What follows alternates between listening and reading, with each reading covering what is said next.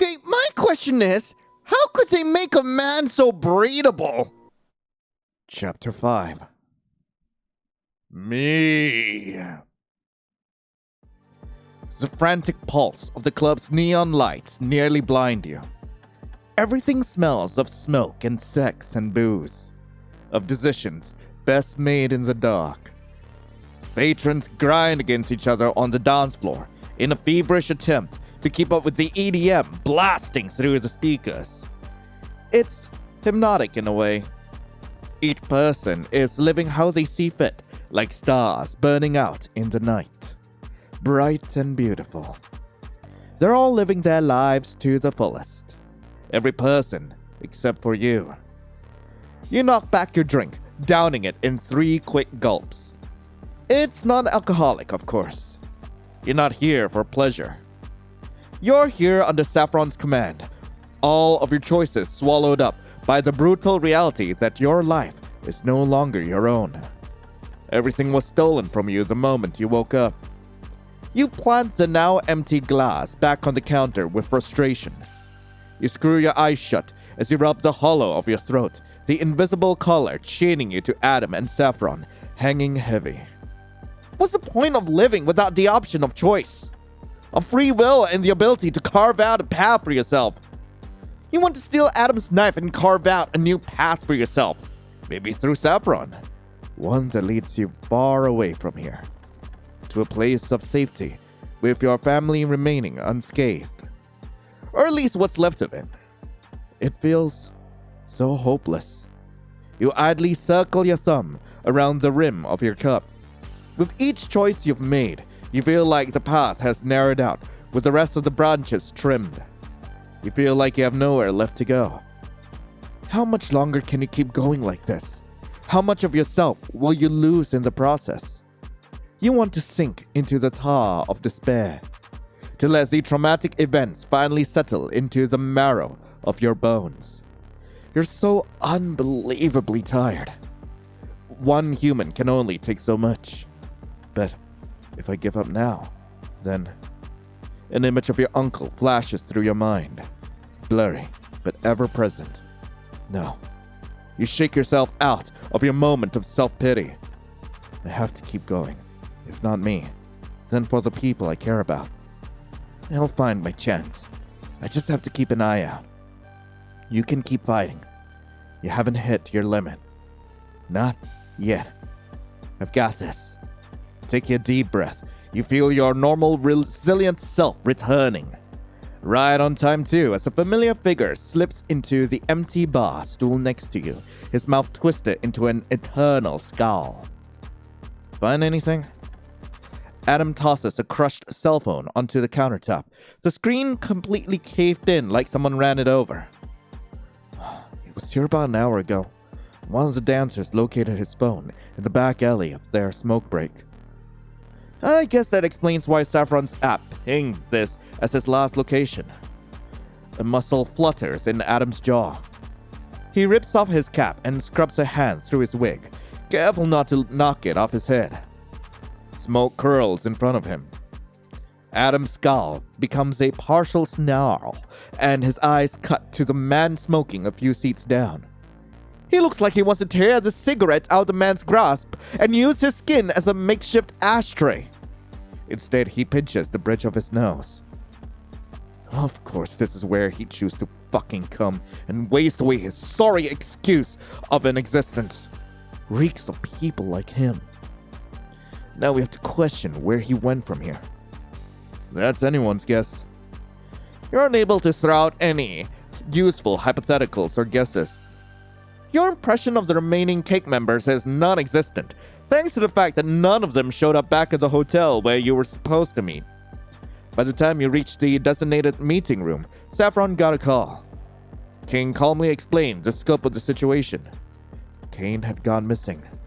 He and Ethan had set off to find him, but they needed more hands on deck in order to do so. Which is why you're now at a club of all places instead of sitting in a hotel room. At least we managed to dodge the paparazzi, you think with a sigh as you flag down the bartender for another drink. But I'm pretty sure finding MIA band members isn't a part of my technical job description as a social media manager. Pretty unprofessional if you ask me. Not that that matters. You're just playing along. For now. Are King and Ethan meeting us here? They're searching out the bars in the area. We can cover more ground with a split into 2 groups. But we'll probably run into them at some point. He doesn't look too thrilled at the idea. I see. Then any idea on where to go from here? Adam tucks his hair back into his cap. Check alleyways, see if he's passed down in a gutter somewhere. Maybe even the bathrooms are at a different bar. There's also a possibility he went home with someone. There's a chance he ran into trouble that way. You think he got hurt? I think it's more likely he's fucking someone in a bathroom stall. Is this sort of thing a common occurrence for him? Adam gives a derisive snort. He's a chain smoker and a drunk. Of course it's a common occurrence. He taps 2 fingers on the countertop, snagging the bartender's attention before they're pulled away by other patrons as they contemplate this new information. Publicly, there's an air of mystery surrounding Kane, and is part of his appeal given what you've seen from his fans. He's always labeled as the silent but confident type. The man who has little say but makes one hell of an impact when he does offer up a few words. You're not surprised that he's a party boy. Kinda fits well with his brand. The mysterious bad boy. Adam orders a glass of water and takes a small swig. You raise a brow. Not a fan of alcohol or cigarettes, I see. Adam pierces you with his flashing red eyes, the hand around his glass tightening as he sets down his glass. What about me would say otherwise? I can't stand either fucking or. So you've drank before? Once. Never again. There's a story there. It's not a question, and Adam doesn't respond like it is. He simply pulls from his glass. It's an embarrassing one, isn't it? It's not relevant to the situation. We need to find Kane, and it's clear we should keep searching. He stands up and tosses a wad of cash onto the bar. Come on, we're done here. You blink and stare at the crumpled up $100 bill. The bartender does too. Living life without having to double check your bank account balance or the money you throw around. What's that like? Couldn't be you, that's for sure. You follow Adam towards the exit, mumbling to yourself, eyeing his pocket where that thick wallet is. Maybe if I can rob you, we can start fresh. My uncle and I can change our names, move countries. What was that? Speak louder. Can't hear you with all this goddamn noise. Just wondering how much your net worth is? I don't know. Saffron would probably have a better estimate. Why? Yeah, no reason. You meet his gaze. Hey, how do you feel about getting hitched and pairing it with some life insurance? Adam's eyes shoot wide. The tall monster of a man stumbles over his own 2 feet. He manages to catch himself in time. When he meets your gaze again, his cheeks are flushed, stained red like wine. Huh. So it's not just sex that causes strong reactions. Relationships are his weak spot too. Noted. What? Why are you asking me that? 'Cause I'm genuinely curious. His lips part, and he searches your gaze before realization comes over him. The flush instantly cools, his eyes narrow. You'll never put me in a vulnerable enough position to kill me. Damn! He figured out you'd off him for an insurance payout. What a shame. You decide to point out the flaw in his logic rather than admitting he caught on. Well, what about the highway and trailer? His hand clamps over your mouth, and his fingers flex as his eyes flash an intimidating red. You've struck another nerve, this one deeper. Raw and personal. And deep! Good. It's the least he deserves after all he's put you through. Those were rare fucking instances. You'll never put me in that position again. Well, could have you bent over. You quirk a brow as if to ask if he's sure about that. He grinds his teeth before tearing his hand away from your mouth to press his palm into the small of your back. Enough. We're wasting time. He presses you forward, a clear indicator that he's ended the conversation. Adam leads you outside and draws out his phone while you wait for him to inform the others that Misty Treasures, the club you were just in, is a dud. The night is warm, a damp summer that draws sweat from your pores and discomfort in your own skin. But the stars that shine above and swim amongst the black ink of the sky offer a small reprieve. It's a quiet moment alone with nature, one where Adam is too distracted to interrupt. Everything feels deceptively calm, a single moment of peace that you cling onto for dear life. You tilt your head back. You close your eyes, and that's when you feel it. A slight throb at the base of your temple. Is it his? Barely noticeable, but there is it his? Is not the only thing you feel. Is it his? Something or someone is watching you. You drop your head as the eyes snap open to survey the street corner you're currently occupying. Adam's the first person you check, but he's not even paying attention to you. His focus is still set on sending out the update, so you look elsewhere. The darkness makes it harder to figure out where the source of the unease is coming from, but you manage to catch a glimpse of the perpetrator. A shadow hidden in the swarm of people flocking the sidewalk, leading into Misty Treasures. Their figure is stagnant, their features indiscernible from this distance. Who is that? You squint, trying to pinpoint anything that'll give away their identity, when a sharp pang goes through your head. You hiss and grasp your skull. Now's really not the time. But the sensation only worsens until your vision begins to blur. You hear Adam's voice. He calls your name. When you blink, the headache dissipates, and the figure reveals itself to be just a normal shadow that's disrupted when someone passes by. You'd relax if it weren't for the fact that you feel like you're still being watched, the hairs at the back of your neck standing on end. What is it? Nothing, just... You furrow your brows, try to figure out where the real threat is. Just what? Spit it out already. I can't shake the feeling we're being watched. Adam says nothing. You wait for him to harp on your concerns or dismiss them.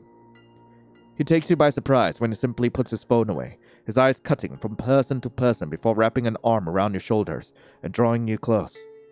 He tugs down his cap, but his eyes remain observant from underneath the bill. Then, that's our cue to leave. This way. Adam doesn't cut through the alleyways, only sparing them passing glances to keep an eye out for Kane. He walks under the glow of the streetlights. Every flicker of movement draws his attention. Cars, pedestrians, you name it. Nothing slips by without his notice. He tucks you closer to his side, whenever someone deigns to walk past you two. His body tightens, a weapon ready to fight.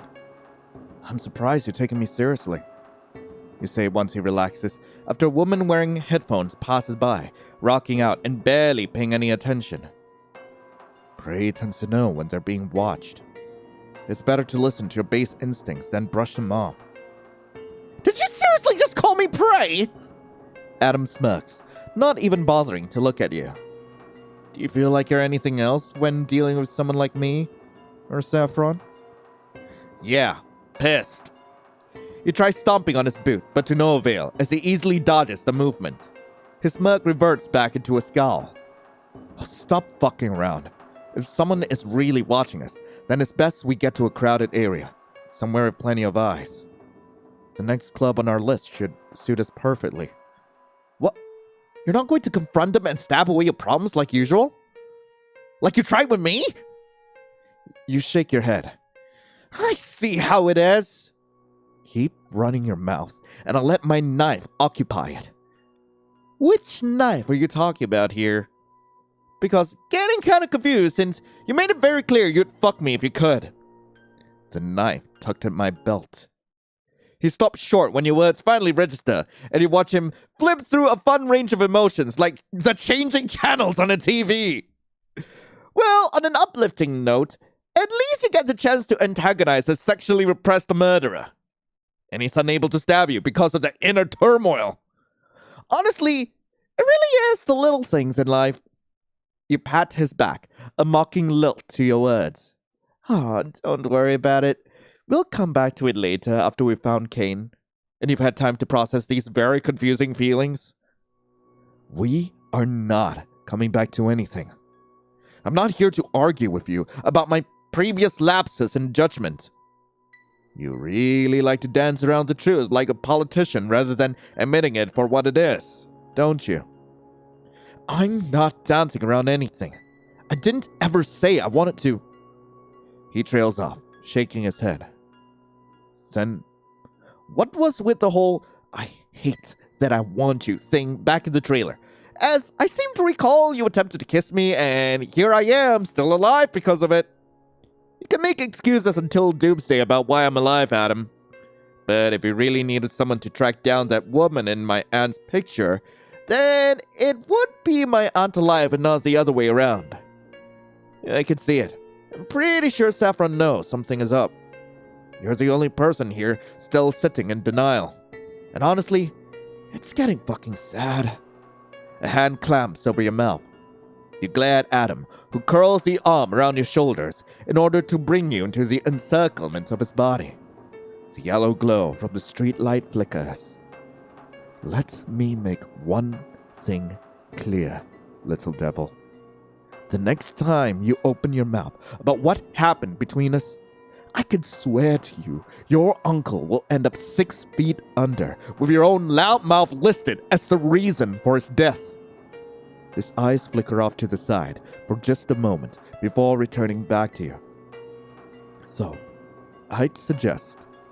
His fingers flex, the hand over your mouth pressing down harder in warning. You keep these little lips of yours shut. And with that, his hands drop and you're left seething. Threatening my family over me throwing barbs. You're pathetic, Adam. I'm only stating a fact, little devil. You hate him. You really hate him. It almost makes you tear up in frustration because he's trying to strip you of everything. One wrong move and it's over.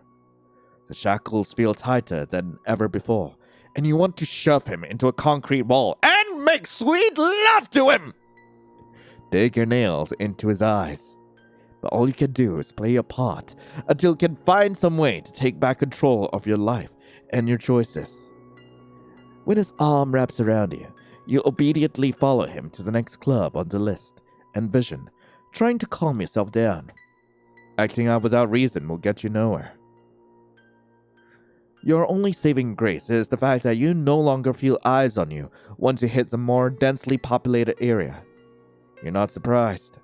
Envision is the largest club Park Bend has to offer. There's too many witnesses around if whoever was watching intends harm.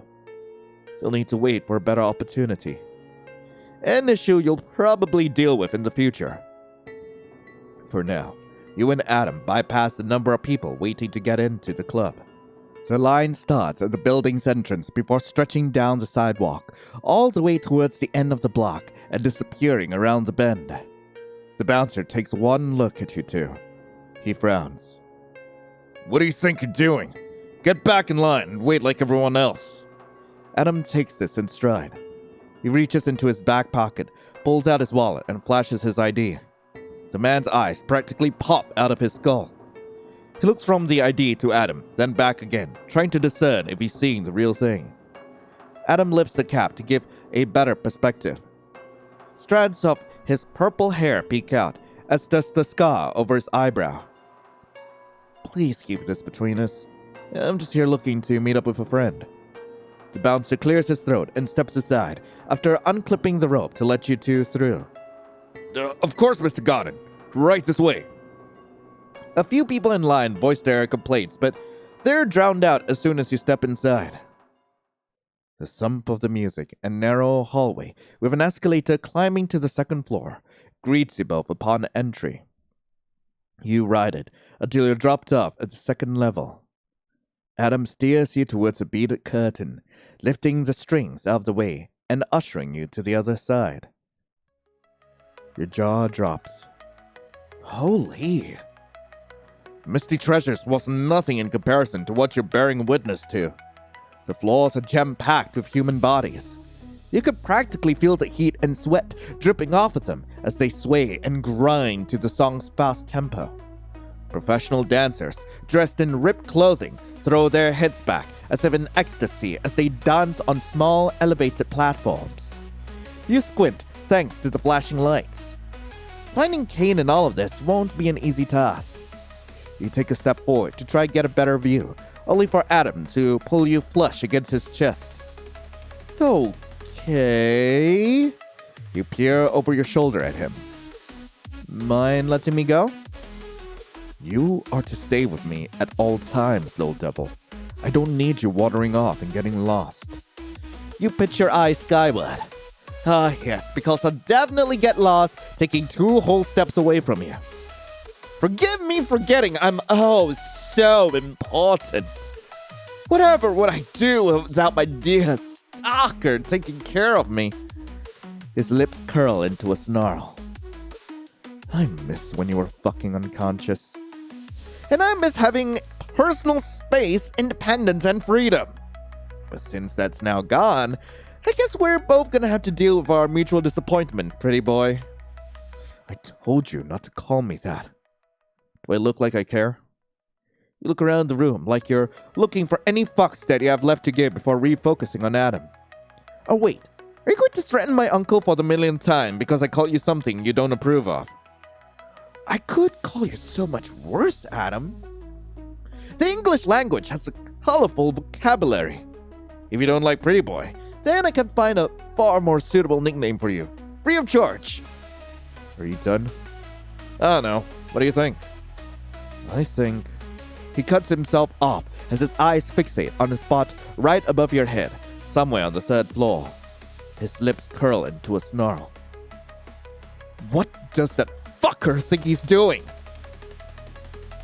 You turn to see what Adam's talking about and notice a semi-familiar hair of green standing on the 3rd floor where only the VIPs can go. The man leans against the railing. The end of the cigarette burns cherry red between his fingertips. He takes a deep drag before blowing off a puff of smoke. Lights dance around his form, illuminating him in blues and pinks and reds and greens. But unlike everyone else who is having the time of their life, something about him feels like the equivalent of a black hole located at the center of a solar system. A sort of emptiness surrounded by glittering lights with bags under his eyes to match. It's like he hasn't had a decent night's rest. Damn. It's almost like killing people weighs on your mind and subconscious. But if he is part of Mikey Mouse Murder House, the fact that it affects him in some capacity is better than what can be said for his current company. Man, that bar is really fucking low, isn't it? It's a straight up hell at this point. Satan's probably using it to play jump rope.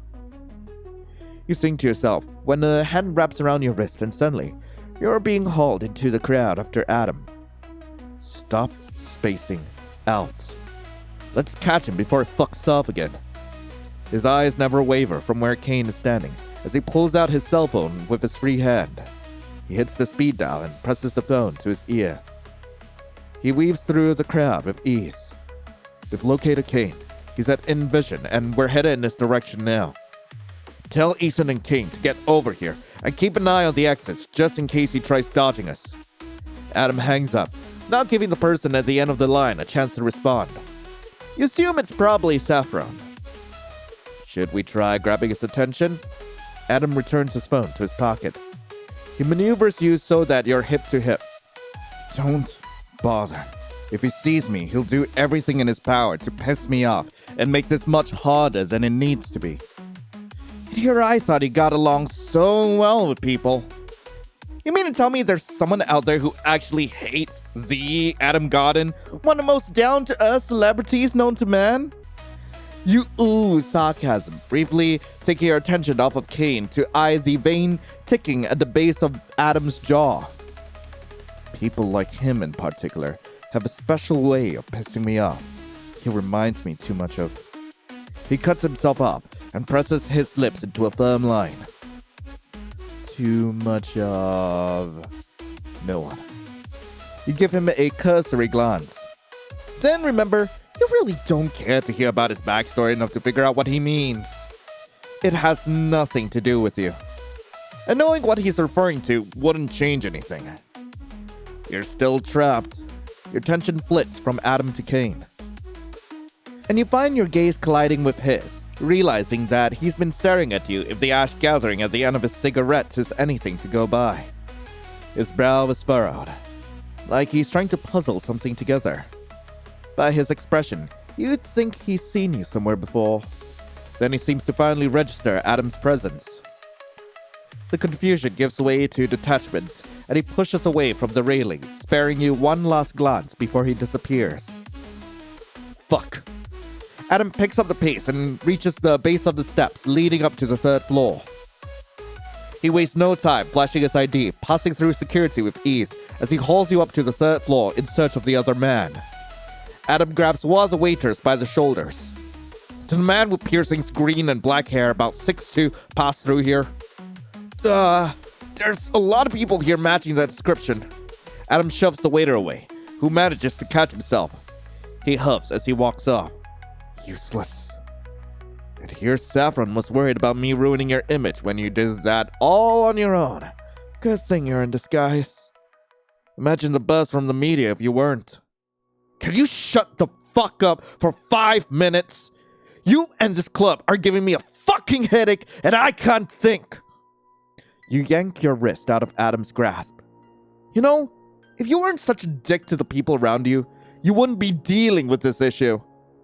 If you treat him the same way you treat me, I'd take one look at you and cut bail too. You really think he's the innocent party here? I don't think anyone within your band or circle can be considered innocent. I'm just empathizing. Do you know what that means? Or do you want me to pull out the textbook definition? Here, let me see your phone, and I'll bookmark it for you. You keep testing my patience, little devil. Who do you think is in charge here? Or... Adam leans closer and grips your chin between his fingers. He draws your face up. A cruel smirk plays at his lips. Is this a way to feel like you have some semblance of control over the situation? Your sarcasm gets worse each time I have you pinned. Do you want me to make it worse? Because I'm fully capable. I'll strip you of your voice next, little devil. I'll take away the last thing that makes you feel safe. Your blood rolls to a boil. You curl your hands into fists. You're really getting sick of this man thinking he has full control over you and using every threat and method in the book to force you into submission. Ah, fuck this! You're taking back control. Like you wanted to earlier. You're taking that knife and carving out a new path for yourself. You think about his wallet, thick with cash. About him refusing to drink even a drop of alcohol at the bar. A waiter passes by with a silver tray filled with shot glasses, and you wrangle yourself out of Adam's grasp to snag one. Before he can stop you, you take the entire shot into your mouth. What do you think you're doing? You don't answer, instead press your body against his, landing yourself up so that your hips are slotted. You brace your hands flat on his chest, and push while he's stun-locked by a willing proximity. Hello there! Adam loses his balance, and thanks to the U-shaped couch sitting just behind him, he falls back first onto the plush leather cushions. You waste no time crawling over his fallen form. You trap his waist between your thighs. You're now the one in control, while Adam flounders to make sense of the sudden shift. His cheeks are flushed, cherry red. Are you completely insane? Adam demands as he tries to sit up on shaky elbows, only to lose his balance when you glide over him like water, falling over stone, the movement smooth and natural. You push him back onto the cushions, and your mouth descends on his. The noise that comes out of his mouth is one of disbelief. Probably because he thought you'd never kiss him again. You didn't either, especially after your proclamations back at the hospital. But this is your best shot. He's got a huge wad of cash in his pocket. Everyone's focused on Kane instead of you. But thanks to your small conversation back at the other club, you suspect Adam's probably really bad at holding his liquor. It's now or never. Adam must know you're up to something because he tears his mouth away from yours, turning his head as he pants in an attempt to catch his breath. He side-eyes you. Heat and desire, mixed, are poisoned with suspicion. He's gone through this once before. If he wanted to, he could shove you off, but the fact that he hasn't speaks volumes. He craves you despite the consequences. Little devil. Adam breathes, his chest pressing against yours. With each sharp exhale, his fist tightening. Just what the fuck do you think you're trying to pull here? The man doesn't wait for an answer, as his eyes dart towards the table, snagging on the silverware before it clicks when he sees an empty shot glass. You could see him rewinding time in his mind. He never saw you swallow the liquor you stole off that silver tray passing by. He knows you didn't swallow it. It's still in your mouth. His eyes snap back to yours. The vodka. You. Too late. You cup his cheeks between your hands and press your mouth to his mid-sentence, letting the shot of vodka pour from your mouth and into his. You tilt his head back, trying to make him swallow it as soon as possible. But it doesn't work in your favor. His hands fly to your waist. He tries to sit up again so he can spit out the liquor, waiting to burn through his system like a trail of gunpowder through his bloodstream. You refuse to let him. Swallow? A strangled sound comes from deep within his chest. He's struggling. He's weak to your whims, to your kiss, to your body. You're so focused on getting him to swallow the alcohol that you haven't noticed the small crowd forming behind you until you hear a whistle. It seems a few people have stopped to enjoy the show. Thankfully, you doubt they'll call security. There's a few people doing the same thing upstairs and downstairs, so this isn't uncommon. But you do wish they'd move on already. It's kinda awkward. Doing it by yourself on camera is different from an in-person experience, and you're on a mission here. Can they do me next? You hear someone ask, no doubt referring to you. This causes Adam's eyes to snap open, and suddenly, you're shifted into an upright position, Adam's arm wrapping around you like a steel bar. He presses your face into the nape of his neck as he snarls over your shoulder. Who the fuck said that?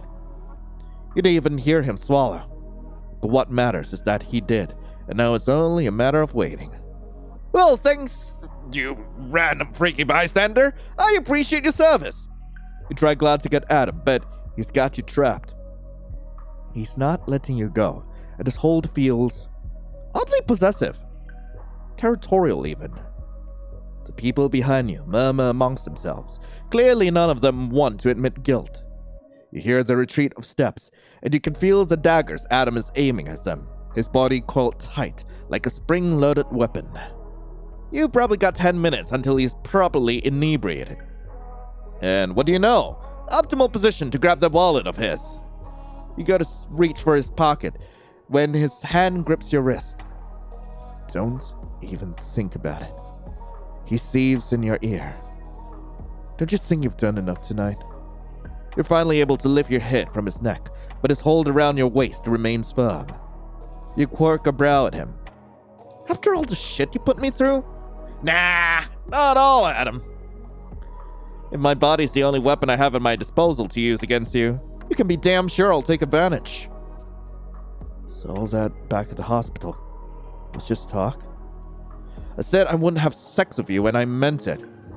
But I could do something worse. You yank your hand out of his hold before using it to slip under his hoodie once more. Your eyes catch his. His eyes darken, but he doesn't stop you. You glide your hand up further, finding the curved mark of his scar once again. You trace the jagged edge of the wound with the tip of your finger, never breaking eye contact as he tries to remain unaffected. But you both know he's barely holding himself together. I can bring you so close to the edge, you say, your lips grazing Adam's ear, his breath catching as you flatten your palm against his scar. And then rip it all away from you. I'll show you exactly what hell on earth feels like, pretty boy. Look, I'd fucking sit here and agree to that. Isn't that what you're doing right now? Your eyes flicker down to where you're still actively sitting on his lap. You've had ample opportunity to shove me off of you. And we both know you're strong enough to do so. You proved as much just a second ago to tell the guy off. You flip your hand that was tracing his scar and glide your hand across his stomach. His breathing turns ragged as you toy with him. I'm not. He hisses as you press forward. Going to keep denying it? Alright then. Push me off your lap, Adam. That's all you have to do. Just do what you say you're capable of doing, and you'll prove to the both of us that you're the one in control here. That I'm wrong about why I'm still alive. That you're not truly attracted to me. Come on, pretty boy. You draw your face closer to his, your lips barely tracing his as you taunt him. Prove me wrong. There's a moment where the world feels like it's going still. Like it's just you and Adam, trapped in a singular moment while everything else continues on. Adam wars with himself. He battles between lust and logic, want and need, truth and denial. The need to deny the way his blood surges whenever you're close, the way his pupils expand until they're almost consuming the whole of his iris. A want that robs him of all reason, a craving that only you can satisfy. You can see when the scales tip. He wraps both arms around you, caging you against him, his lips peeling back into his typical snarl. I fucking can't stand you. You crush your mouth against his to shut him up. Lust won. You've won. In about 10 minutes or so, you'll be free. You just need to distract him until the effects of the alcohol hits. It's all hard to make him lose control or all sense of time and reason. As much as he tries to deny it, it's obvious he wanted this since the day you escaped on the highway, foregoing his desire to kill you with carnal need. His words and pleas start to slur together. You've given the alcohol enough time to work its magic. Now all that's left is... Adam's left gasping as you toy with him. You keep his mind and body occupied while you slip your hand into his pocket to steal his phone and wallet. He doesn't notice a damn thing. You drop his phone into a glass of water in order to keep him from contacting the band about your inevitable escape. You smother a smile as you tuck his wallet away. You finally received karmic justice for the destruction of your phone. It's at this point you start pushing Adam towards the brink of insanity. You spare him no mercy. He's left gasping for air, and right as he's about to hit his breaking point, right as you've got him right where you want him, you stop. Adam looks confused as you sit up. Your smile is cruel. Huh? Little devil.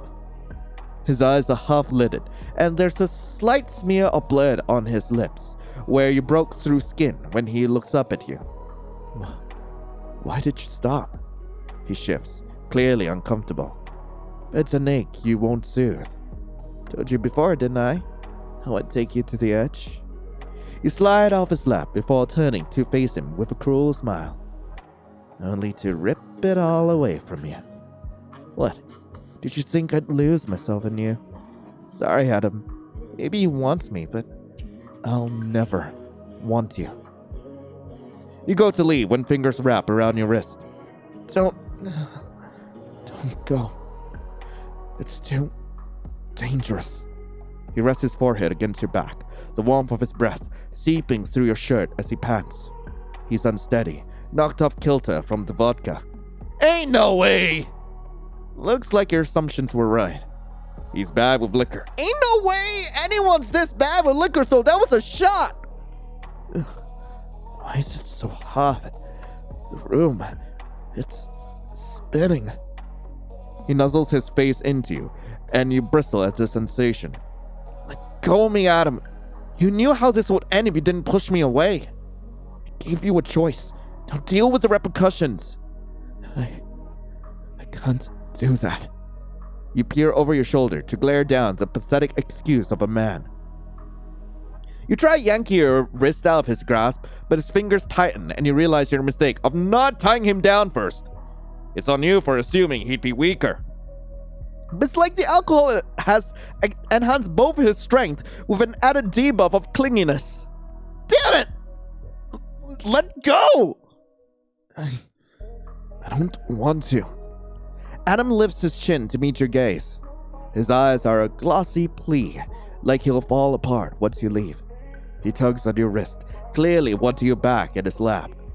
Not out of lust, but because you can see there's just a desire to be close to you. You're the only thing, he whispers, his voice small and struggling to navigate through drunk emotions. His thumb circles the back of your hand. You're the only thing that makes me feel good. I don't know how to handle you. How do I handle someone with gentleness when I've only known and given cruelty? How do I treat you kindly when I know I'm not supposed to? When wanting you here goes against every promise I made to the person who meant everything to me. His forehead thumps against your back, his voice hoarse and filled with unshed tears. I can't betray her. I can't break my promise. And I want to hate you because you make me want to forget about all that. I'm afraid you'll become more important to me than her. That I'll be consumed by you and I'll forget all about her. That I'll forget about the woman who is the only reason I'm still alive and standing here. You feel him begin to tremble, his shoulders shaking as the back of his shirt becomes damp. Adam takes a shuddering breath. What am I supposed to do? You feel a twinge of empathy, but it doesn't negate what he's done. All of your grievances aside to care for him, you feel no empathy. Oh, my sweet baby boy! My baby boy! Your bleeding heart cannot withstand the crumbs of his tragic backstory. Clearly, he's just a misunderstood. Oh! No, I would never think this! He's just a misunderstood man with issues you can't even begin to comprehend or wrap your head around. Yes, I will admit that yes, he has issues to deal with. But I am not the person to help him, like, break all it down. No. And if you've learned anything, it's such a good idea to cater to a man who's treated you poorly. Do you want to talk about it? It feels strange talking to Adam this gently. You're not sure how to handle it after everything that's happened. But the coals of your anger have fizzled out. Your fire, your drive to get away is gone. In its place is a need to comfort him, despite everything he's done and threatened to do. Adam's grip on your wrist gets tighter, and he rubs his forehead into your back, not wanting to delve further about what's going on in his head. I just want you to stay. Don't go anywhere. It's not safe. You keep saying that. Why do you think it's not safe? Say, are you okay? It's too hot in the room. I can't stop it from spinning. You unwrap his fingers from around your wrist, and he looks panicked that you're gonna leave, but you simply turn towards him. He's flushed, disheveled. He's looking at you with half-lidded gaze, and his lips are impossibly swollen.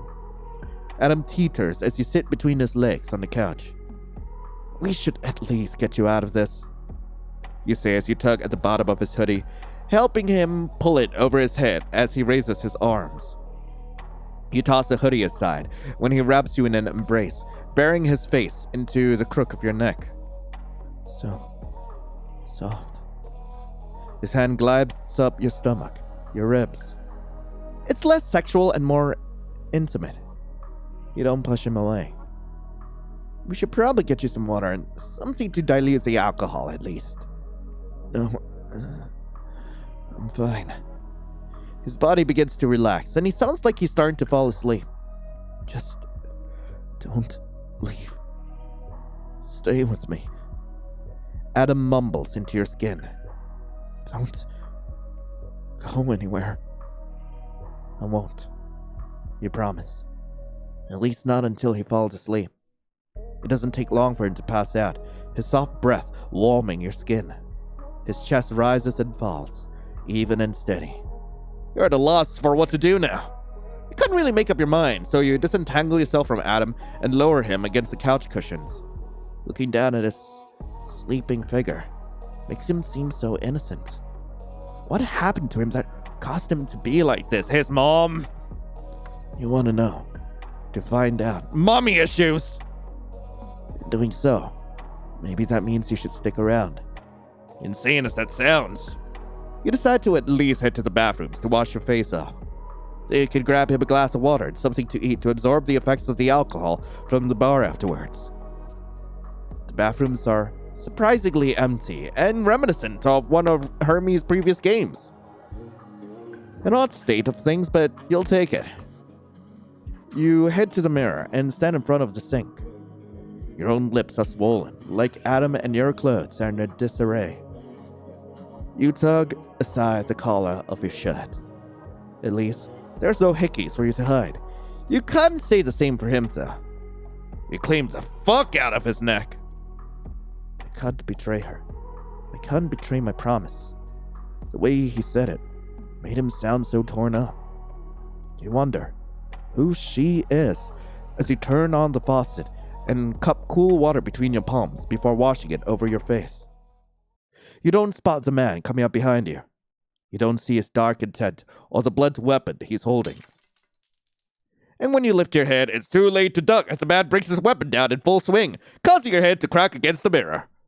Then again, when you hit the sink, you collapse to the glass-covered ground with your eyes staring open at the bathroom ceiling, unseeing, unblinking. You're now dead, all because you stuck around to take care of a man who did nothing but hurt you and hadn't proved himself yet otherwise. You died because you coddled him?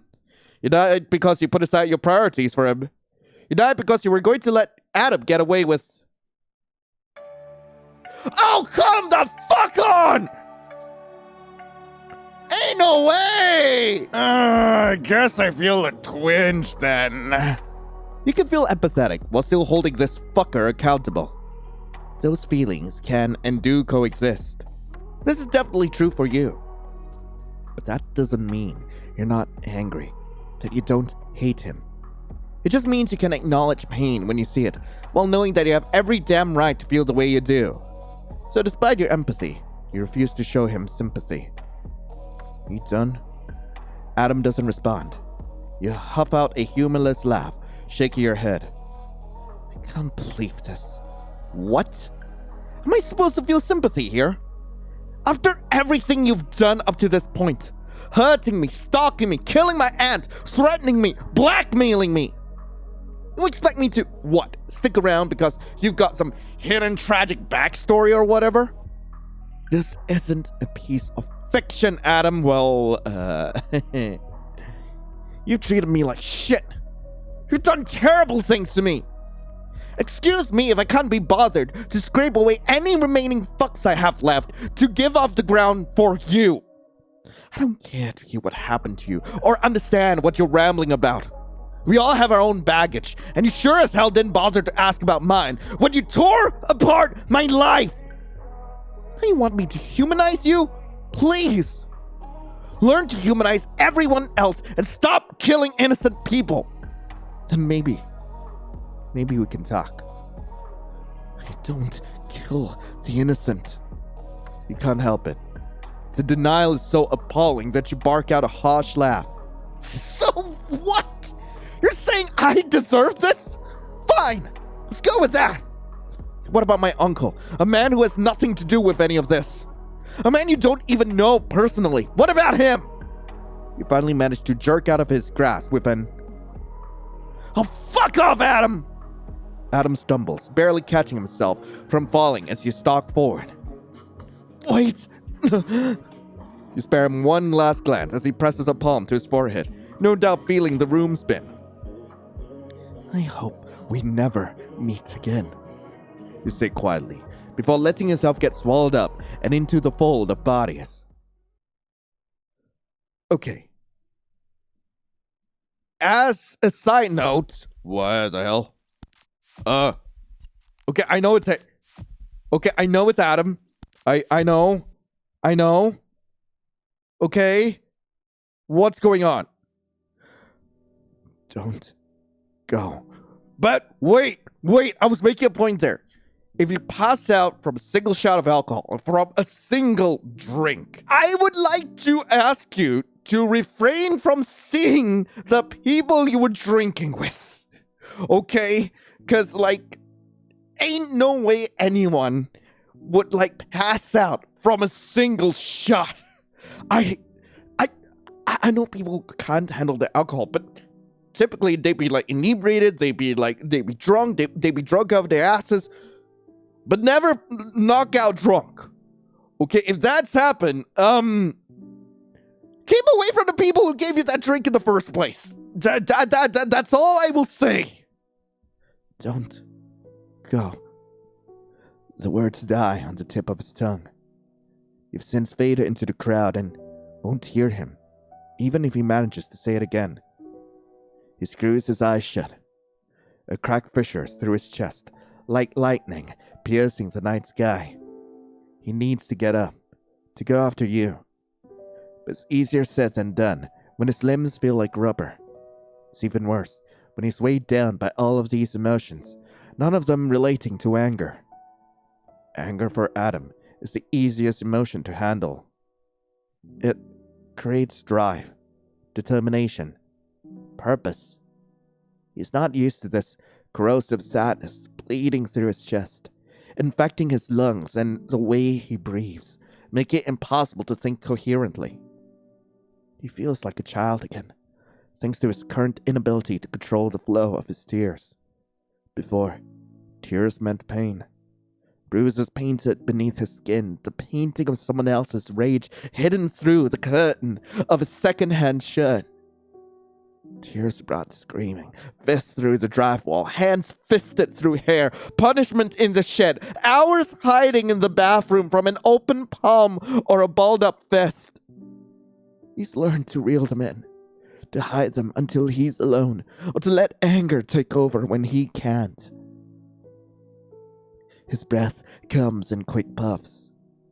He scrubs an arm over his eyes like a child, begging not to be left alone. Don't go. It's too much. These feelings are too much. Overwhelming.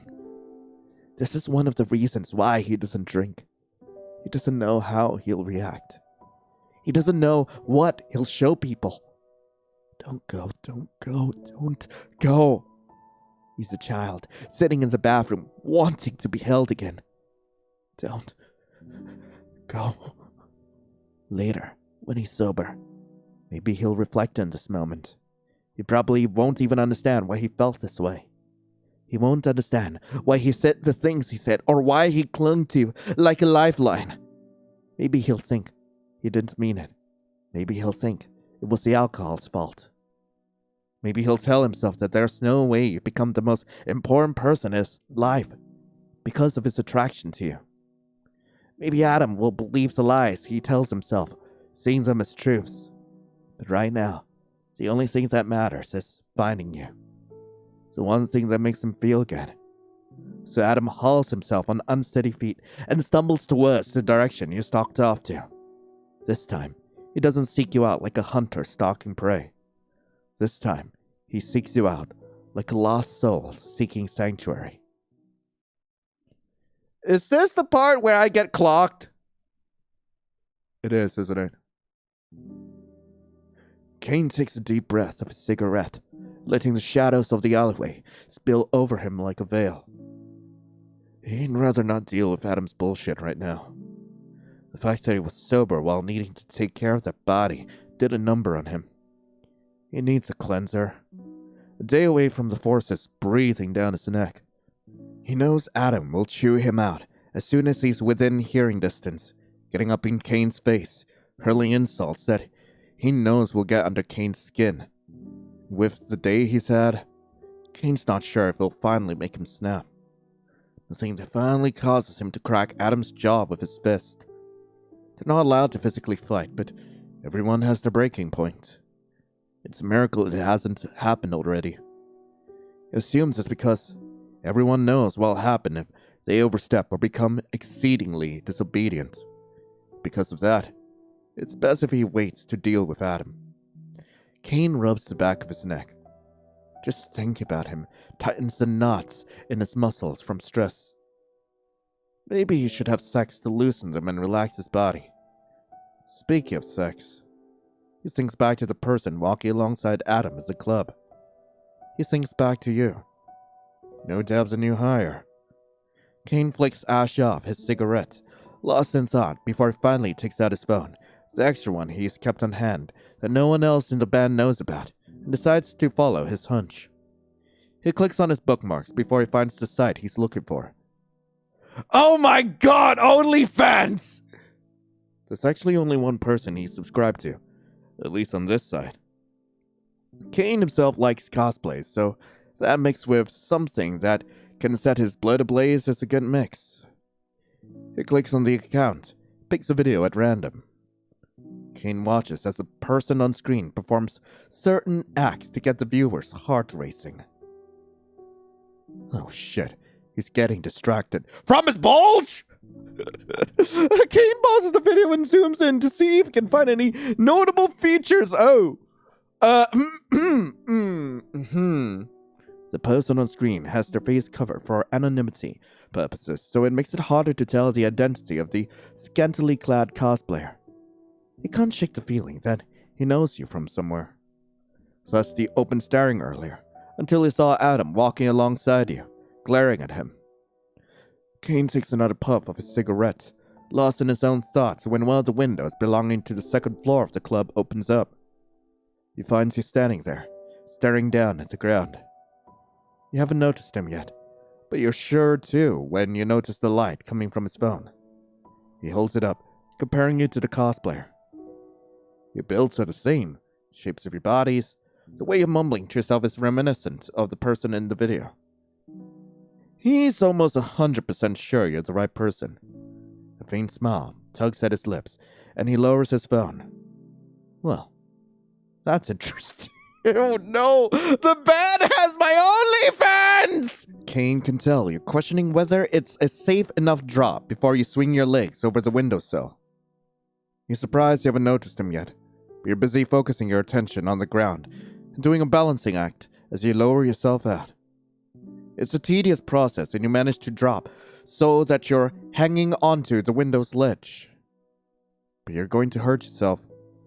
You probably knew it as soon as you started shuffling your way out. You can't help but notice Adam's not with you this time. He's not sure of your relationship with Adam. But considering you're crawling through the window like you're escaping a bad date, he can guess it's not good. But, well, not that that's abnormal. Adam doesn't like anyone. Kane drops his cigarette and crushes it with the heel of his sneaker. Need help? His voice seems to catch you off guard because your hands slip and you start free-falling. Shit. No! Wait, no, not again!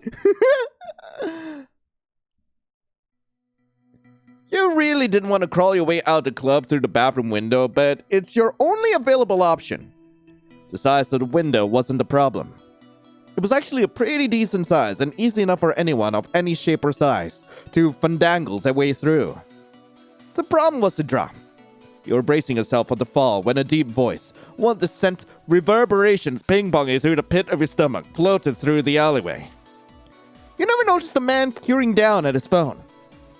By the time you were wrenching open the window, someone was already throwing their body against the locked bathroom door. They were slinging curses at you from the other side, and you heard a distinct crack as you threw one leg over the ledge. People are impatient when they're drunk. Worse so when they're drunk with a full bladder. You didn't want to deal with a possible confrontation over locking down an entire bathroom with multiple stalls. You didn't want to wind up beaten up like the door. So you hauled ass over the windowsill and didn't check your surroundings like you should have. Need help? The shock of hearing someone's voice caused your fingers to loosen. You lost your grip. And now you're free-falling, not at all braced for landing on concrete. You screw your eyes shut, and there's a slap of sneakers against the pavement before you're caught mid-air, your back hitting something solid that isn't cold, hard ground. Whatever you just got caught by grunts. You blink. Concrete. Wait, concrete doesn't grunt! That sounds and feels like a person. You explore the area behind you by using your hand to confirm and are met with a solid lower torso. You look up just to be sure, and yep, it's a person. Worse yet, it's a person you've been trying to avoid. Kane. In the flesh and now presenting a huge problem. Kane raises an amused brow, his eyes dipping to where your hand still rests on his lower abdomen before sliding back up to meet your gaze. His lips tug up at the corner. Careful where you touch me, baby. Don't want to accidentally mistake this as an invitation. You make a face and draw your hand away. Did he seriously just call you baby? What's with every single band member that I've met so far giving me nicknames? First Little Devil, now Baby. What's next? Toaster Strudel? Ookum Snookums Pumpkin Poo? Bagel Bites? And I'm pretty sure Herbie wrote these just to hear us VN YouTubers actually say this out loud. Saffron probably also has a nickname lined up for you that he just hasn't gotten to call you yet. Probably either something like lamb chop or medium rare.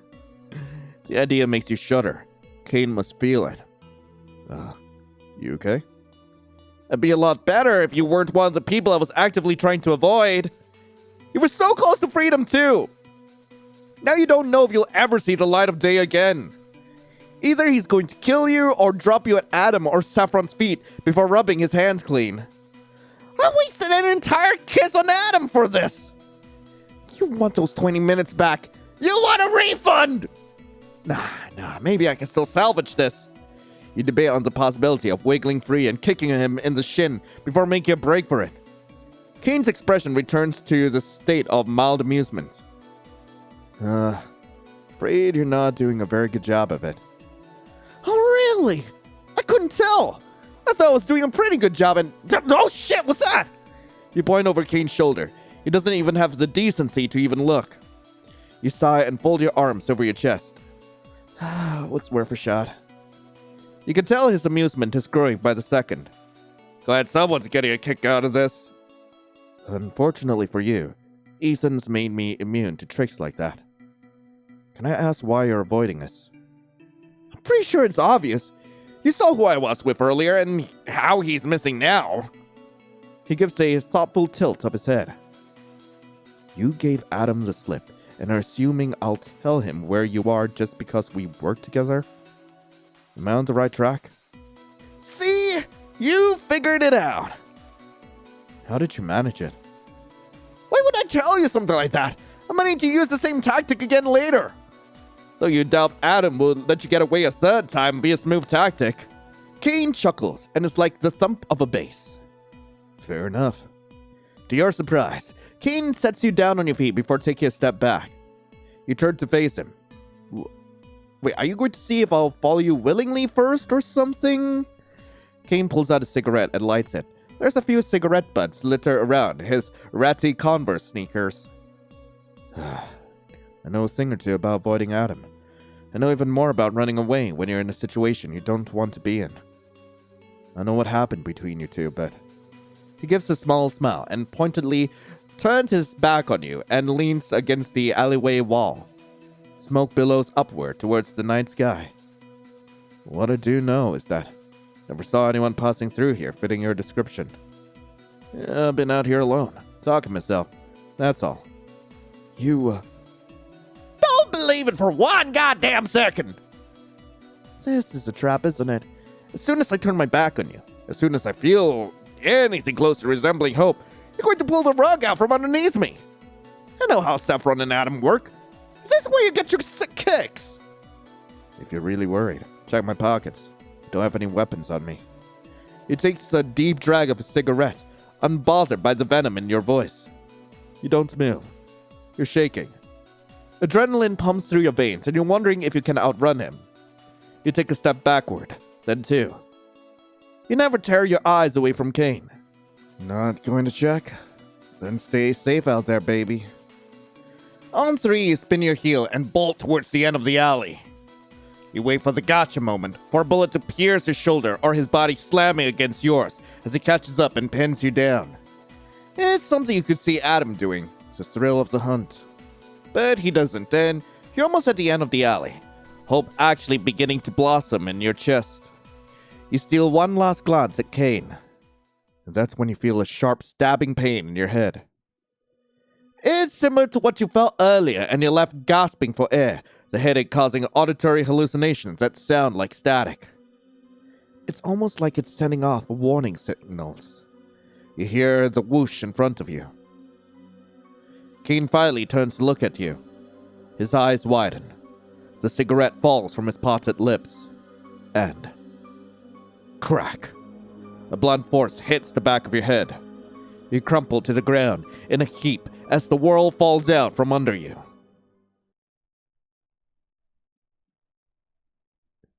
Ah, come on, King! King! Oh, King sits while idling in a car in front of Envision, the club Adam managed to track down Kane at. He's listening to heavy metal music to calm his nerves. He's exhausted after running around. A moment of peace will do him some good. He's relaxing his tense shoulders when something hits the driver's side before falling to the ground in a heap. King rolls down his window. He doesn't want to accidentally hit whatever it is if it's alive. He'd rather not hurt anyone by accident.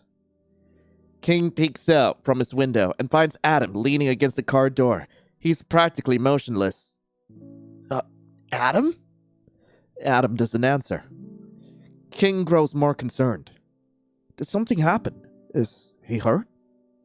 He doesn't see any visible wounds, but there's no telling if they're hidden somewhere beneath his shirt. Adam? He tries again, his voice still gentle, but with a slight increase in volume. Adam shakes his head, much to King's relief. Adam scrubs an arm over his eyes. Drops his arm, pauses, then scrubs his eyes a little harder this time before peering up at King. To King's surprise, Adam's eyes are red and there are tear tracks on his cheeks. He looks pained, tortured. King's never seen Adam cry. None of the band members have. It sends King into high alert. Whatever happened to him must have been really bad. Adam, what happened? Adam swallows hard, and he's starting to fall apart again. Help me find them. No matter where I looked, I couldn't find them. Adam curls in on himself, then, resting his forehead, resting on his knees as he lets out what sounds like a choked sob. Help me find them, King. I don't know what will happen to them if I don't. I don't want them to die, King! His voice goes softer, barely a whisper. I don't want them to die. So who killed me? Who bonked me? Who did it? Oh, what just happened? There's agonizing pain in the base of your skull, and your ears are ringing. There's genuine concern and fear in Kane's eyes as he pushes himself off the wall. Who the fuck? Kane takes a step in your direction when your assailant steps over your fallen form and approaches him. Your assailant is followed by two more men, both of which are decently armed like your assailant. You don't recognize any of them, but the way Kane backs up, as if he was just physically struck, it's a safe bet that he does. Waves of pain slice through your head as you roll onto your stomach. You struggle to push yourself upright, watching your assailant approach Kane with confidence in his stride. His voice is a sneer. You really gave us the runaround. I'm surprised you managed to stay under the radar for so long, considering all that fame of yours. I'll admit, it's pretty impressive. But unfortunately for you, your two friends managed to lead us right to you. Two friends? You try to figure out who he's talking about, and then it clicks. The unease you felt, while waiting outside the other club. The sense that someone was out there watching you two, observing you from the shadows. They were the reason behind it. These three men. But who exactly are they, and how did they assume you'd lead them to Cain? No, the answer to that is obvious. Adam and Cain worked together. If they wanted to track him down, it would be easy enough if they followed someone who knew him personally. And since they saw you associating with Adam, they probably figured out it wasn't a far stretch that you might also know Cain. By some twisted luck of the draw, you accidentally finding Cain meant they did too. Were they following you around the club the whole time? How's that even possible? You swore they left you alone as soon as you entered the club. When could they have had the chance to creep up on you? How did it get past both you and Adam? You get your answer when you hear a vaguely familiar voice enter the fold. He doesn't join in with the others who have circled Cain. Who is this twink? Instead, he kneels down next to you, and you see vibrant blue eyes and a wide smile that makes your skin crawl. You don't recognize him, but your body recognizes the danger he poses. And we got a free show to bout. Oh, you two, the fourth man says, directing this part to you. Sure got busy on that couch. I'm honest enough to admit, I felt a tad bit jealous, but your boyfriend is on a whole other level. Woo, boy. He shivers and shakes his head. Talk about a scary bastard. Can they do me next? A nice cold chill sweeps through you. His voice. He's the guy from earlier, the horny observer that riled up Adam. That's how they managed to creep up on us. They start tailing us when we were distracted.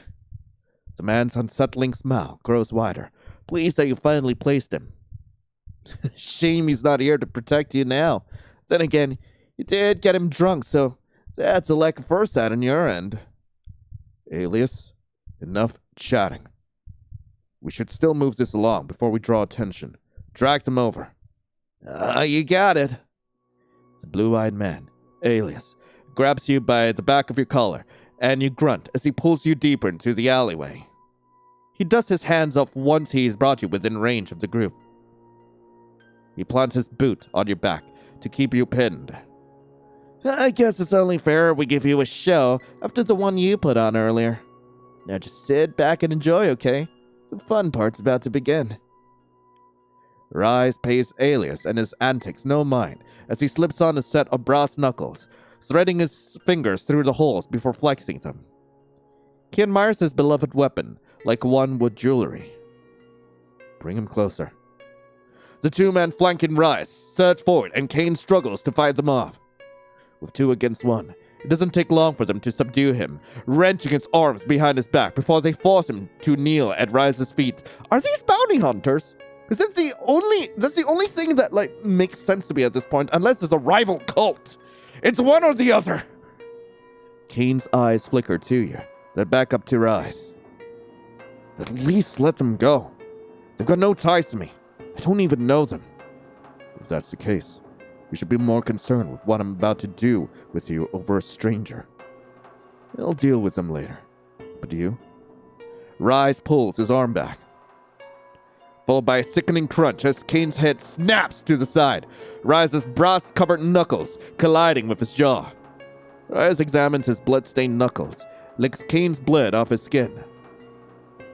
You are my priority. You played God today. Orion is dead because of you. And you had the audacity to leave my brother's corpse to rot inside a dumpster! Did it feel good, knowing we'd find him? Did you think I wouldn't hunt you down? Cain says nothing, his head still off to the side. Scarlet drips down his chin, his neck disappears under the collar of his shirt. Only the rise and fall of his chest gives away that he is alive. He slowly turns his head to reveal a faint smile tugging at his lips. He acts like this is nothing new to him, like he's gone through worse. Cain clears his throat before spitting out a wad of blood, mucus, and a chipped tooth at Rise's feet. He lets his head tip to the side. Does beating the shit out of me make you feel better? Come on, go a little harder. Make this fun for the both of us. Rise snaps.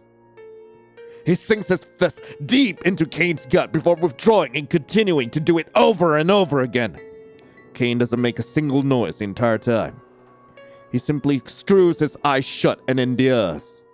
The sickening thump of flesh being beaten to a pulp makes your gut twist in horror and empathy. Out of everyone you've met since Adam turned your life upside down, he's the only person who's opted to let you go. Who bothered to look the other way. Maybe he's a shitty person. Yeah, maybe he's killed people. But the men surrounding you clearly aren't saints. You grit your teeth.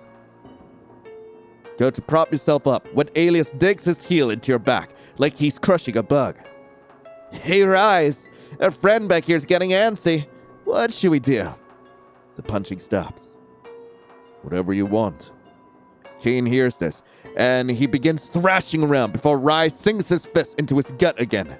I told you, they didn't do anything! And neither did Orion. Yet you killed him. You know why I killed him!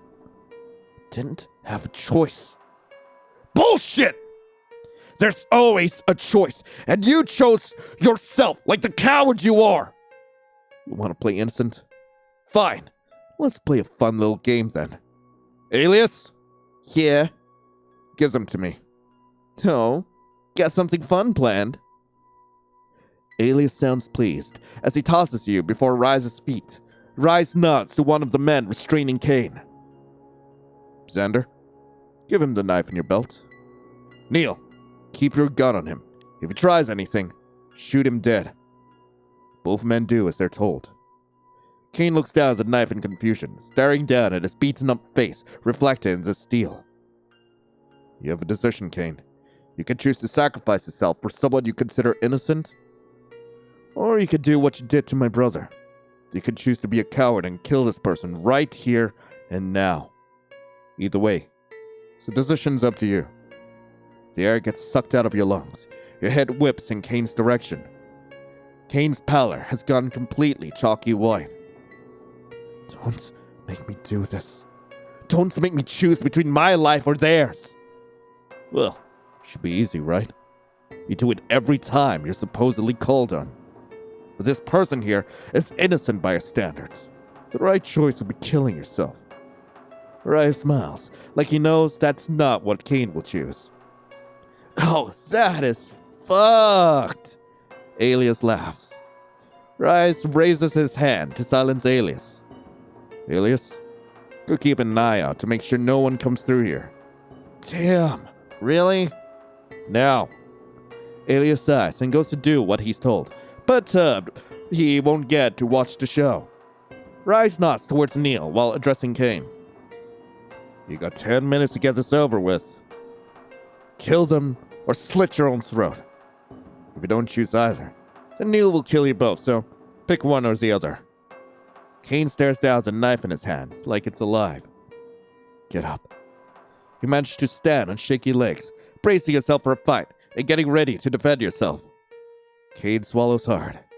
He slides the pad of his fingers along the sharpened edge of the blade, winces as blood wells from his slender cuts on his fingers, dribbling down his hand.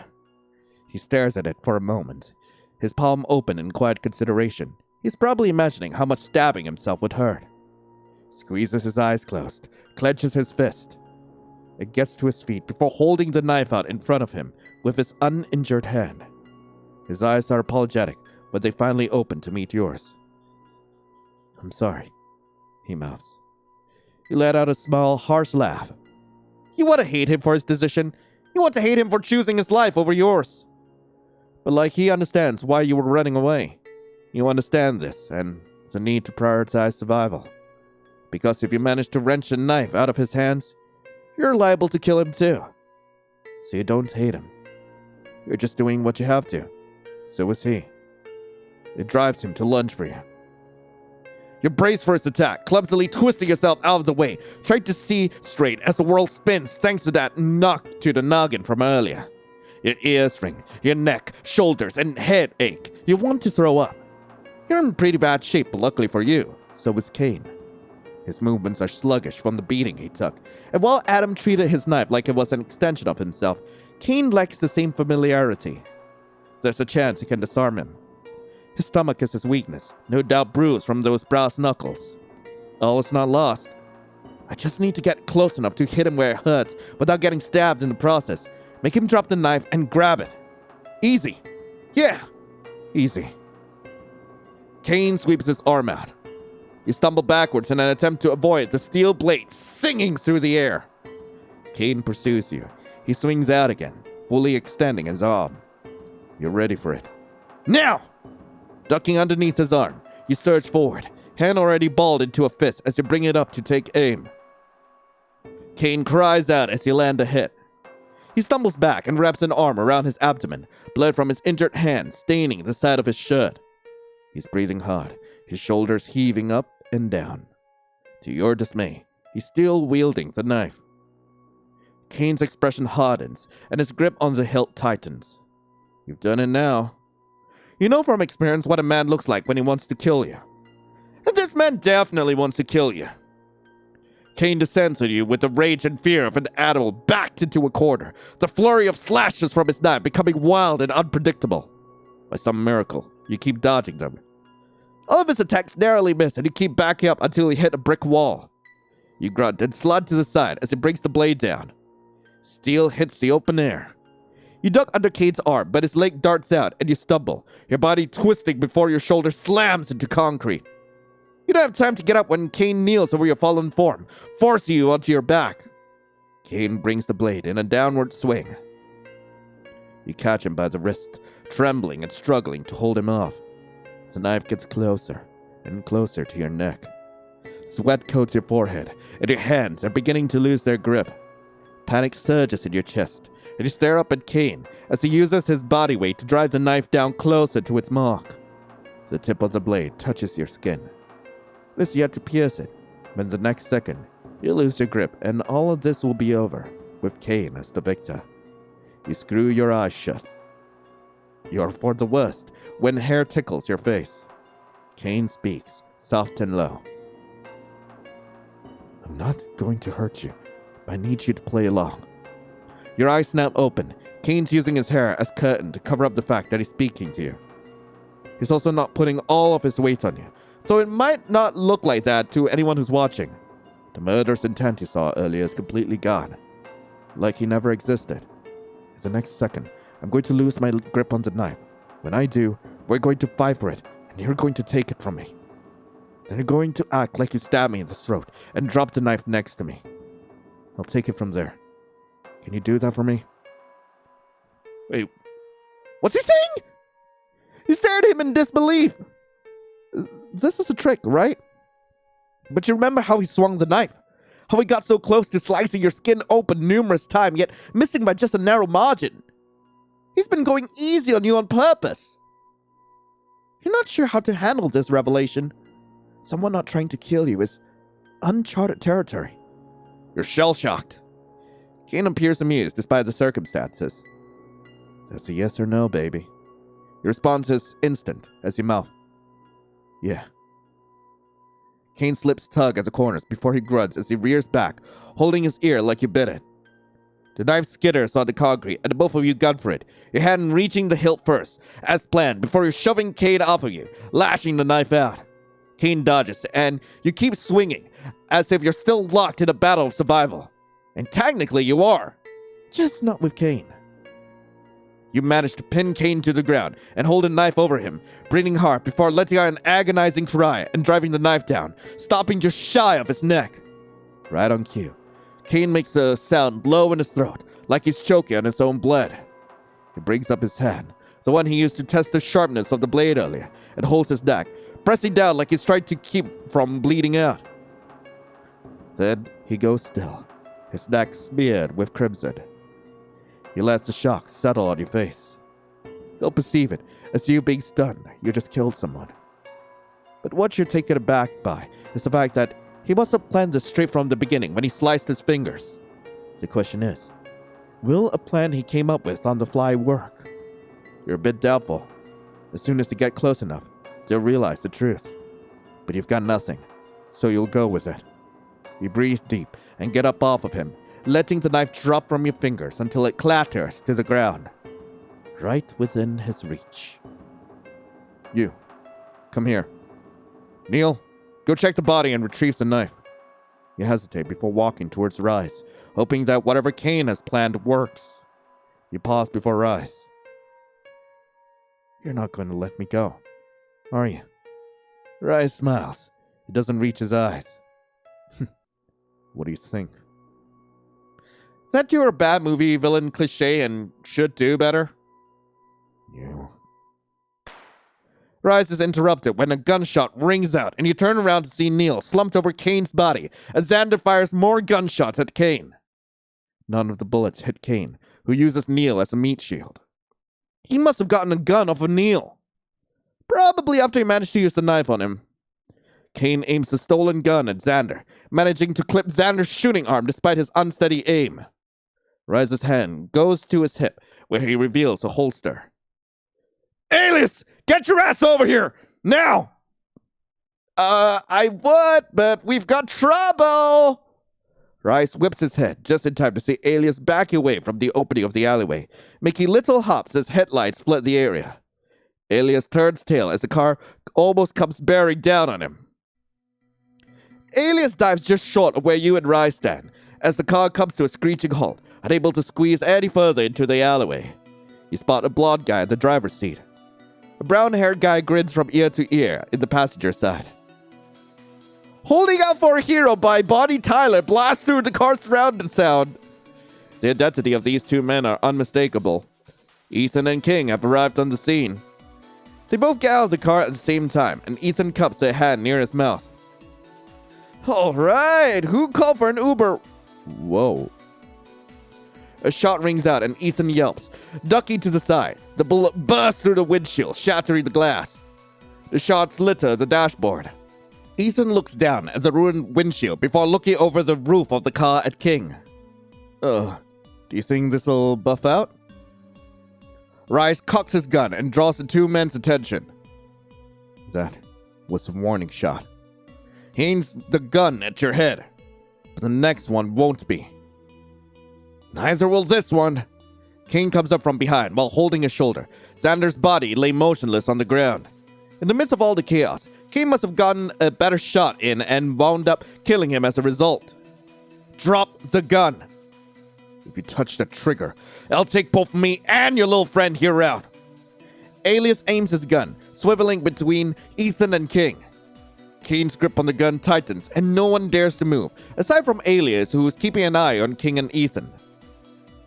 No one's really paying you any mind. They're considered the threats. You're just a hostage here. You speculate whether Adam has anything in his wallet that can help you. Other than money you could fling at them, because making it rain on them would totally help the situation. You're not sure what he's got in there. Keeping an eye on Rise, you inch your hand towards where you stowed away Adam's wallet. Closer. Closer. Your fingers barely brush the leather when Rise drills the gun deeper into your skull. He wrenches your arm behind your back. Don't even think about it. You wince and then notice something out the corner of your eye. Purple hair captures your attention. At this angle, the only one who can see Adam visibly enough is you. He's hunkered behind the tailgate of the car, his body crouched and his head peering over his shoulder, with his eyes pointed towards you. When did he get here? Did he come on foot or was he in the car too? When the shots went off, you were too busy to pay attention and see if anyone snuck out of the back seat. It doesn't matter. Either way, he's not going to be any help. Only you notice his eyes darting to you, and then off to the side, where Rise is out of sight from his angle. Almost like, does he want me to keep talking? No, that's probably not it. But he keeps making the motion. Well, there's not much else I can do. Can I ask you a question? No. Oh, that was fast. You don't even know what the question is. Rise looks at you. Does this gun by any real means imply that I'm here to entertain your antics? I mean, we're all standing here, not moving, and in a stalemate. You see as Adam slips forward, still crouching as you blather on, trying to keep Rise's attention on you. What's the harm in hearing me out? Because I'd rather not hear you talk at all. think you'll be very interested in where I'm going with this. Rise searches your gaze for a moment, and you hold it. What is it? I'm mostly just speculating, but you probably know a decent amount of weapons, right? You and your friends have been carrying them on your person after all. Yeah. So, what's the one called? The one that's got a handle and got like steel poking out of it? What's that one called again? Rice wrinkled his brow, confused where you're going with this before his eyes widen and his head whips in the direction of the car. Right as the knife embeds itself into the center of his forehead. Alias whips his head towards Rice, shouts, then starts shooting wildly. Ethan and King duck behind their prospective car doors and Adam's already out of sight. Rice stares blankly before his body slumps and falls over. His gun skitters up and disappears underneath the alleyway dumpster. You stare at the man, dead at your feet. The sight of a knife embedded in the man's skull makes you want to throw up, and you're not paying attention as Alias levels his gun in your direction. You hear the slap of boots on concrete, but all you can see is the barrel of the gun. Flashbacks of Ruth staring at you, horrified, the pain, and drifting off into oblivion. Kane fires off a shot that clips Alias's shoulder, but not before Alias pulls the trigger. There's a brief moment of, "Ah, fuck! Really? Again?" You don't notice the purple-haired blur before he's in front of you. There's a grunt followed by the splatter of blood. Click, click. Alias stares at his gun. He just ran out of ammo. He's trembling as the man he shot lifts his head. Adam's arm is bleeding from where he was hit, but he appears otherwise fine.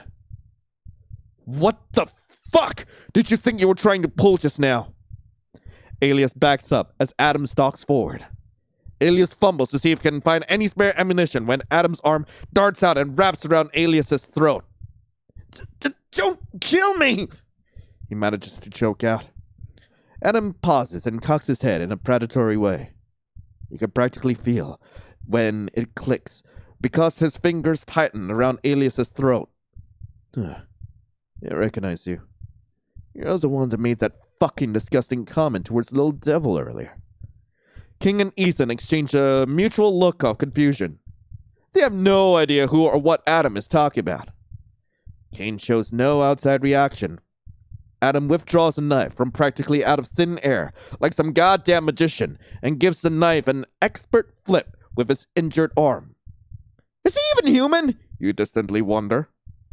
Fast or slow? What? Adam sinks the knife into his gut and Alias claws at Adam's arms. The knife twists ever so slowly and cruelly.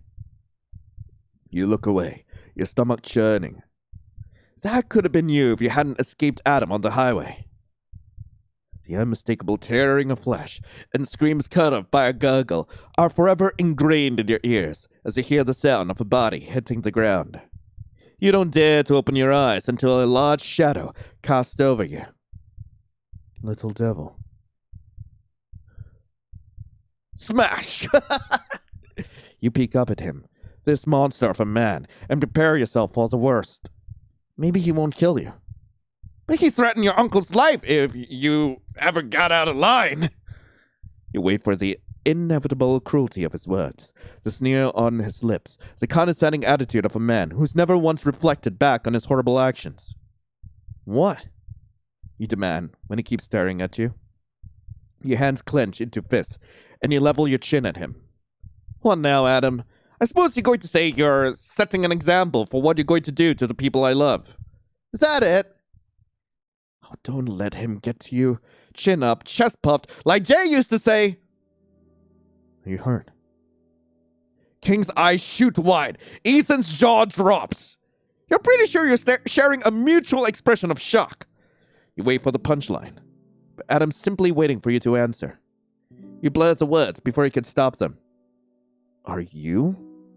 His jaw ticks, and you see the old spark of irritation in his eyes, so he hasn't completely lost it. Little devil, just be fucking serious for once and tell me. Did they hurt you? Why does it matter? Are you going to poke my injuries and ask if they hurt while smirking at my misery? No, I'm asking to take care of you. Of your injuries, I mean. His brow furrows, and his eyes flicker off to the side, like he's unsure of himself or what he's saying. Ethan swivels his head to look at King. He stage whispers, did we give him a concussion by accident when we hit the brakes? Do you think he'll start saying please and thank you if we try one more time? Oh, fuck off, Ethan. He doesn't even bother looking at his bandmates, too busy waiting for your response. Your fists clench. Is he being serious right now? You don't understand this sudden tonal shift. Maybe the alcohol is still in his system. He does still look flushed and a bit disheveled, but you couldn't care less. Not after everything he's done to you. Not after all the threats, the violence, the death of your own family member. Nothing he does will make up for what he's done. Not that he cares to. You don't believe this man is capable of anything like that. I don't want you to touch me. I don't want you to take care of me. What I want from you? You step forward and jab at his chest. What I want from you is to get the fuck out of my life and leave me alone. I never want to have to hear from you again. I never want to speak to you again. Understand? Or do I have to repeat myself? I can't do that, little devil. Even if I wanted to. And why not? Give me one good reason why you can't. Adam dips his head and scrubs a hand down his face. His voice is barely above a whisper. How do people do this? What? Not going to explain it to me? Are you going to keep your secrets as usual? Tell me the same thing to me you did back at the hotel? Adam's lips press into a tight line before he looks up. His gaze searches yours. You can tell he's wavering between going back to his bullshit again and being honest for once in his murder spree of a life. He comes to a decision. His voice is quiet, like a sinner preparing to open up in a confessional booth. It's because I'm not the person... Well, I'm not the original person who wanted you dead, little devil. I was sent to kill you. Your veins turn to ice. Even Cain appears stunned, staring at Adam like he can't believe what he's hearing. He suddenly remembered the exchange between Rise and Cain from earlier, when Rise brought Cain to his knees and punched him square in the gut. He looked to Cain. Cain? Cain swallows before nodding. He tucks the gun he stole in the waistband of his jeans. Go ahead, baby. That's a nickname, you feel. Adam Bristle. And if looks could kill, Cain will be dead on the ground like Alias. You ignore Adam. Didn't you say you didn't have a choice when you were talking to Rise about killing his brother? Cain's eyes flicker from you to Adam before returning back to you again. Yeah. Did someone order you to kill him? Yeah. You finally bring your attention back to Adam, who reluctantly stops staring at Cain to meet your gaze. Were you ordered by the same person? It's Adam who answers this time. Yes. We were. Oh my god! sorry, just saying the name. Ga. He. Who? Who he? He who? Who him? Him? God looks up at a stained glass ceiling meant to replicate the scene where Adam takes the apple from Eve. A moment of temptation that will forever bar them from re-entering the Garden of Eden, losing their eternal lives and the beauty that came with it. There's always an allure in indulging in sin. To dismiss God's words, to submit to earthly pleasures and embrace the taboo.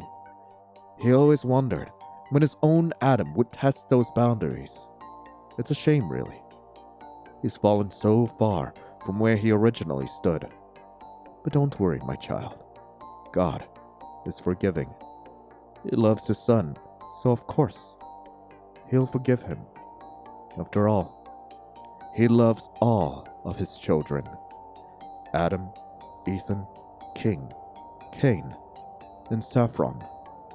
They are all his blessings, as are those that submit to his word.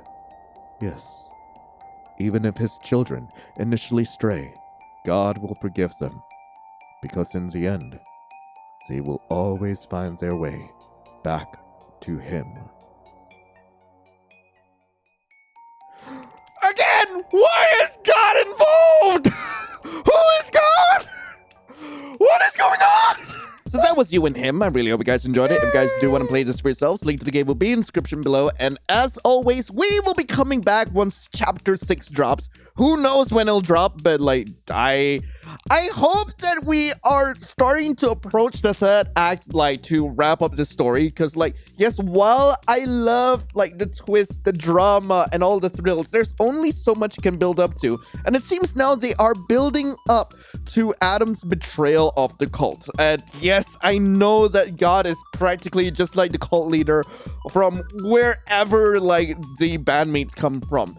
But we'll only be able to find out once that chapter drops. So, in the meantime, thank you all so much for watching. I hope you all have a lovely rest of the day. And, as always, I'll be seeing you in the next video. This is Lion, signing off. Ciao.